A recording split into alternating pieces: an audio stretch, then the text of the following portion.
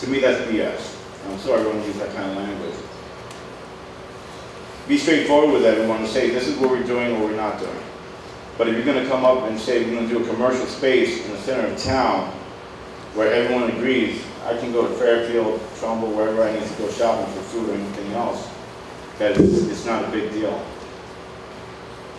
I feel like you need to listen a little better. I've been to some of the selectmen meetings, the same thing. Everyone's kind of rolling their eyes, sitting there saying, oh yeah, we'll take it into consideration. It's time to consider it. Really consider what you're talking about, and really listen to everyone else that's talking about it. People are not going to move to Easton because you want to put a town center there. Robert Kraft might show up because of this day spa. That's about all you're going to get. If you're a Jets fan, good luck. But anyway, that's all I have to say. Thank you.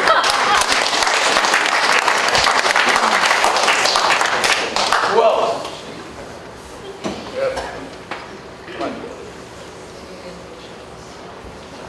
Sorry, I get a little call on the top. No poster, just a laptop?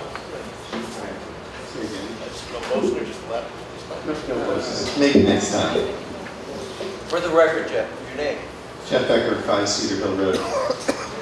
Well, I understand there was a need to clean up the state of our regs here.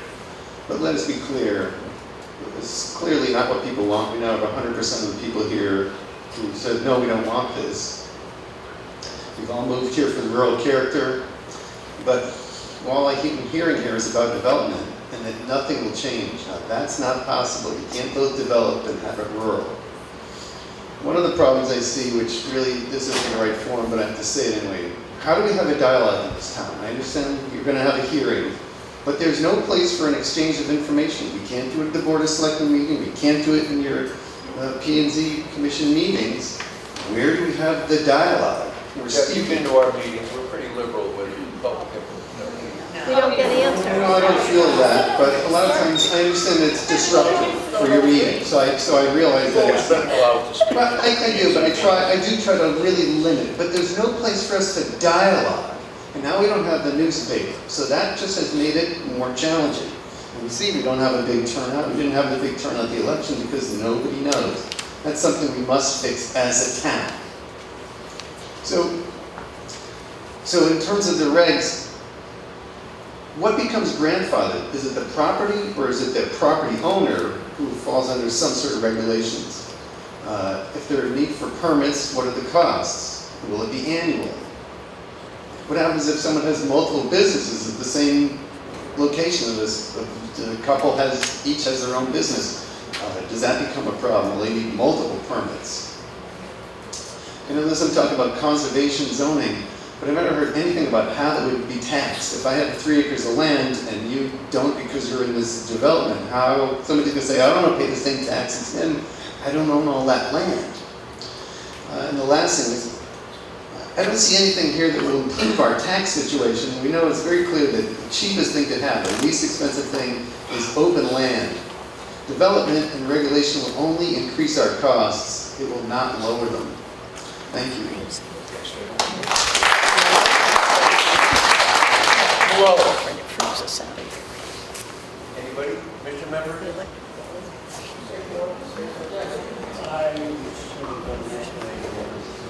I've got to take administrative notice of a number of things.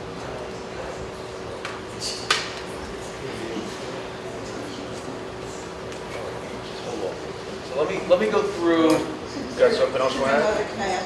Can I for another shot? Go for it. Go for it. First of all, people have made references to Silverman's Farm, and Silverman's is the heart of what Easton is. So people are not objecting to Silverman's, and we put up with the traffic because it's 3 months, and it's at the heart of why people come to Easton. And as the gentleman said, he first came to Easton because of Silverman. So I want to get that straight right away, that people aren't against Silverman's Farm. But I'm concerned about the traffic that's going to be on Sport Hill Road with the Village District and Silverman's, and will that be detracting away from Silverman's because there's so much traffic? And when we have Christmas tree time and Maple Row Farm and all the other Christmas tree farms, again, traffic is an issue, but it's a short-lived situation where it's for 20 days or 25 days or 30 days. But now you're talking about a village district all the time. You're talking about maybe convention centers and wineries and whatever else might be going on, and that's congestion is Sport Hill Road. So were there any traffic studies, any studies done to find out what we can do to restrict the traffic? And are there going to be alternate routes to get to some of these some of the things in the village district, not by Sport Hill Road, but by a different avenue? Because Sport Hill Road is pretty much a traffic jam right now. So we need to take a look at Sport Hill Road and how often we're going to be standing. We don't have any lights right now, but that's coming next, and stop signs and all the other things that go along with traffic. And when you start having traffic lights with the tolls and skirting through town and doing those kinds of things, it's going to be a mess in the morning and in the evening. So I just want you guys to take a really good look at traffic, especially on Sport Hill Road. Thank you. I'm going to take notes of a few things. A letter dated May 20th from Kathleen and Dan Magner. That's the record. An email from Glenn Chalder, planning and zoning, dated May 20th. An email to Margaret Anania from West Cobb, Kristen Lober. We have a memo dated May 20th, 2019 from the Select, signed by Adam Dunsby. A memo dated May 16th from Bruce Bombero, Deputy Director of Public Works. A memo dated April 11th, 2019 from MetroCog.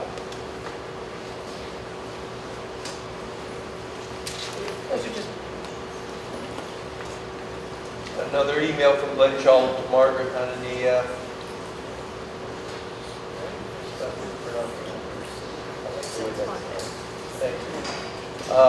Dated 5/20.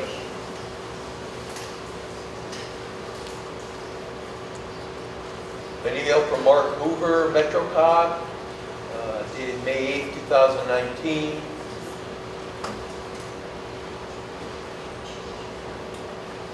A memo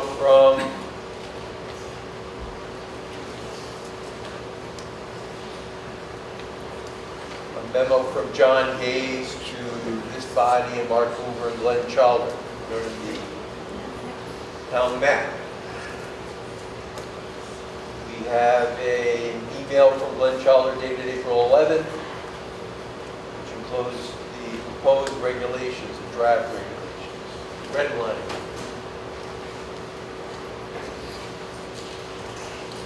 An email from Mark Hoover from Connecticut Metro Cog,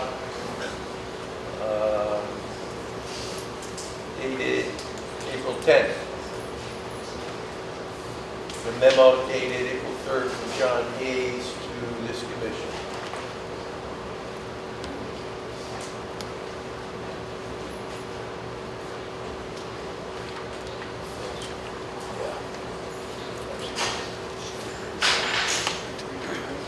Comments from our zoning enforcement officer, Phil DeRamus, dated 5/16/2019.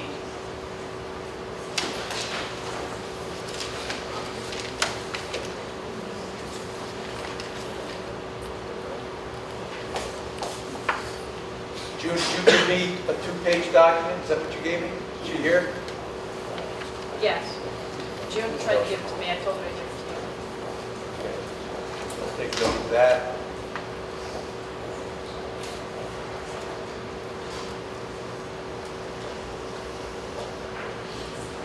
Comments by the commissioner? The members of the public? I was just going to say I appreciate everyone's input.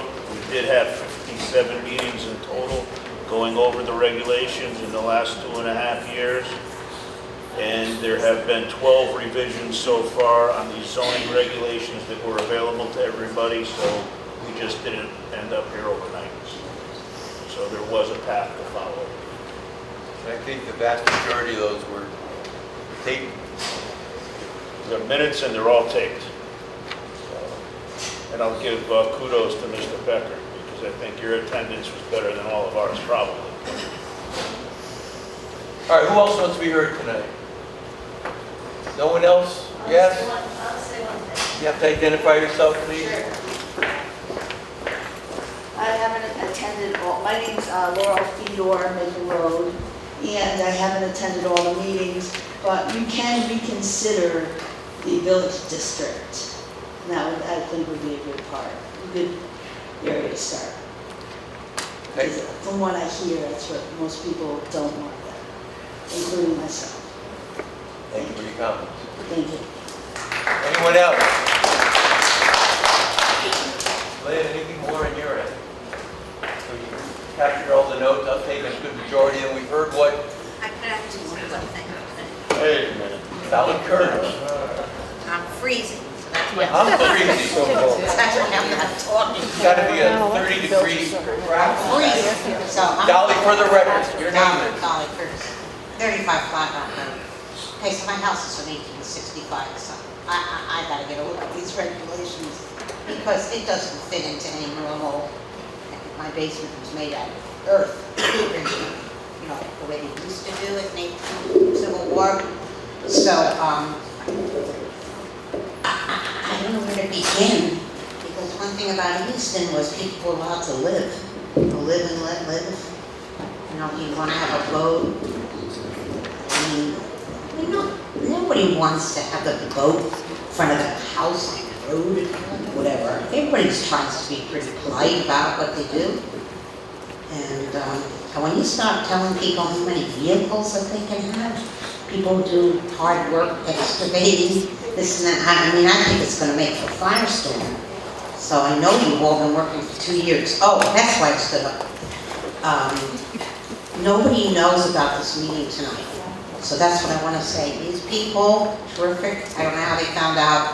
I found out because I get the Fairfield newspaper somehow in my mailbox every week. And they list the meetings in Fairfield. And then they're good enough to list what's happening in Easton. So that's how I found out about the meeting tonight. So I think you're only hearing from a very small, you have to realize that. You're hearing these I agree with that, 100%. right? Because the people don't know. And Very small representation. and we really don't know how to get around this problem about the newspaper. So everybody's in a quagmire about it. It's 5 towns, and I heard in Southport they have some kind of email chain that's going on. And some volunteers are doing it, it's very effective, but we haven't figured it out. There are some things, in the works, I guess you've heard about it, that there's some discussion about Sacred Heart, using some of their students, and it's a financial thing they'll have in a paper. Now, there is some talk about, and I don't know what exactly, that's why I'm not, but we gotta do something about this communication, because I don't think you can take this meeting and make any kind of decisions for what's happening, because you don't have a wide enough reach here of people, because they just don't know about it. I do also think the woman who said we need to meet, I haven't meeting today, haven't had time. So I think people need to get home from work and then have a chance to eat something and then come here. So I think 7 o'clock is at the earliest. A lot of people have feeding their kids at 6 o'clock, family responsibilities. 8 o'clock right now. Good, it should have started at 8 o'clock. When people could have gotten home from work, eaten a meal, seeing to it that the kids are on track. It's really very difficult meeting at 6 o'clock. Well, because there's so much information. So I need to get a copy of this, so that's another issue. So people take it off the computers that way. Can we make it Go right to the available? town website, you can download. But I mean, can we make it available through them in the library where people can take it home and check it out? We for them? actually, 6 copies in the library? we actually have to print our own out. No, I understand that, but isn't there some way, like I really don't have a computer right now, I can't get into it. But it'd be nice if it would be available. Yeah, I'd really like that. Because I like Get to, it. I like to speak from being smart, but not from. It's $100 an ink. Well, I'll get it back to you, but No, I was that's okay, really, you can keep that. I was thinking that maybe it would be a good idea to have some things that are available, people could take out for 3 days or something. So and I really do think we have to let people know. So with that, I'll bring it to a close. But I don't know whether to lay for crime right now. Yeah. So I think I'm gonna sit down and work at some words. Thank you. Thank you.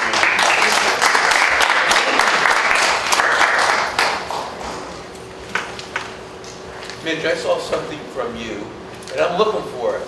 I saw I it. got it right here, hang on. I actually wrote some notes on it. Here it is. There it is. Here it is. Okay, so It's the second page. I took note of it. You took note of it, you just didn't. I didn't, this is attached to a Lynn Elder note. So, Mitch, take note of your letter dated May 20th, 2019. And I understand what you're asking. It's so cold in this room. Reference section 5100. All right, anybody else? Any other questions, any other comments? Did I hear something back there? No? All right, I'll declare the hearing closed. Thank you for your participation. Yes, John?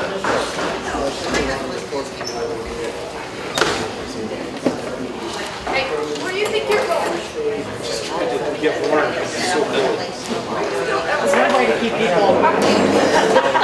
That's a deterrent of temperature. I don't know. I mean, otherwise I've been I haven't read it, but I know there's stuff in here somewhere that I don't like.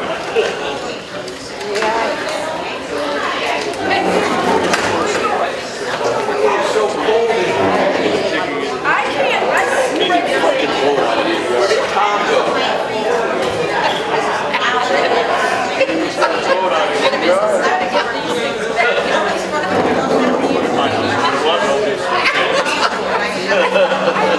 Welcome to the public hearings at the same time. put a flag out. You're the real estate lady that talks about a village